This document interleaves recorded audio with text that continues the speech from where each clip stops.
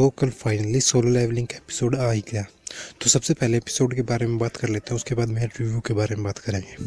तो एपिसोड की स्टार्ट होती है, एक हेडक्वार्टर दिखाया जाता है जहाँ पर कुछ ऑफिसर्स होते हैं जो ब्लास्ट को देखकर बोलते हैं कि अब वहाँ हंटर्स को भेजना पड़ेगा।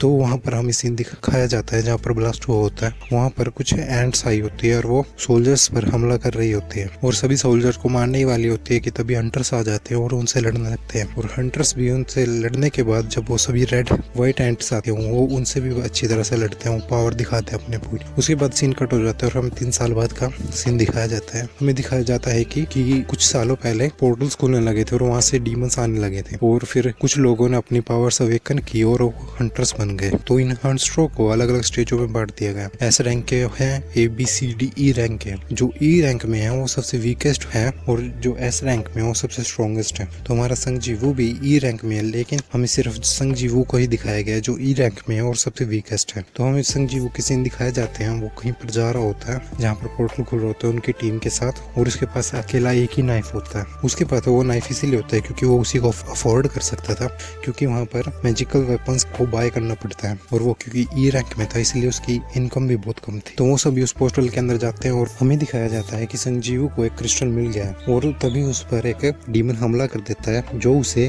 पेट में और घुटने पर स्टैब कर देता है। तो उसकी फ्रेंड जो एक हीलर है वो उसको हील करने लग जाती है और जो और सभी डीमन हंटर्स थे वो सभी डीमंस को मार देते हैं और उनको वहाँ पर एक गुफा मिलती है जिससे वो डीमन के लीडर्स तक पहुँच सकते हैं। तो वहाँ पर वोटिंग करवाई जाती है कि डीमन की गुफा में जाया जाए या न जाया जाए। तो वोटिंग के रिजल्ट ये कुछ आते हैं कि दोनों साइड 6-6 होते हैं, एक जाने के पक्ष में होता है और एक ना जाने के पक्ष में होता है। संजीवू का वोट बाकी रहता है और संजीवू कहता है कि हम गुफा में जाएंगे। इसके बाद हमें सीन कट गवर्नमेंट का सीन दिखाया जाता है। उनके पास बहुत सारे क्रिस्टल होते हैं और वो बात कर रहे होते हैं कि ये सभी क्रिस्टल बहुत पावरफुल हैं, किसी को वापस से जिंदा भी कर सकते हैं। और हमारा दोबारा से सीन कट होता है और एक लड़की को दिखाया जाता है जिसका पर्स कुछ गुंडे लेके चले जाते हैं बाइक पर। तो हमें एक लड़की को दिखाया जाता है जो उनसे बैग छिड़वाती है और वो लड़की S रैंक की होती है। इसके बाद हमारा सीन दोबारा कट होता भी उस गुफा में चल के वो एक गेट के पास पहुंच जाते हैं और वो उस गेट को खोलकर अंदर चले जाते हैं। वहाँ पर उनको अलग अलग मूर्ति देखने को मिलती है और बहुत बड़े बड़े स्टैचू देखने को मिलते हैं। गेट खोल के अंदर गए थे, उसके बीचों बीच आ जाते हैं तो वो गेट अपने आप बंद हो जाता है और एक साथी उनका वापस जाने की ट्राई करता है गेट के पास, लेकिन वो जो बड़े बड़े स्टैचू थे सोल्जर दरवाजे के पास वो उसको मार देते हैं।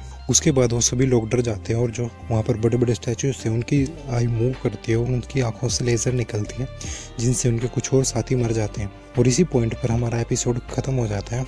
और अगर आपको लग रहा है कि मैंने संजीवू नाम क्यों लिया है, क्योंकि एनीमे में तो उसका अलग नाम था, क्योंकि मुझको मंगा वाला नाम ही याद था। अभी जब न्यू नाम याद हो जाएगा तो मैं चेंज कर दूँगा। और आगे मेरे रिव्यू की बात करी जाए तो मुझे तो एपिसोड ठीक ठाक ही लगा, क्योंकि स्टोरी टेलिंग सही लगी मेरे को, लेकिन जो एनिमेशन एक्सपेक्ट करके गया था वो नहीं निकला। डीमन स्लेयर के लेवल का कुछ एनिमेशन स्टाइल होगा लेकिन नॉर्मल ही निकला। लेकिन मेरे को एपिसोड तो बढ़िया लगा लेकिन एनिमेशन ठीक ठाक ही लगी। लेकिन आगे जाके जो फाइट्स होंगे उन्हें पता चलेगा कि एनिमेशन कैसी है।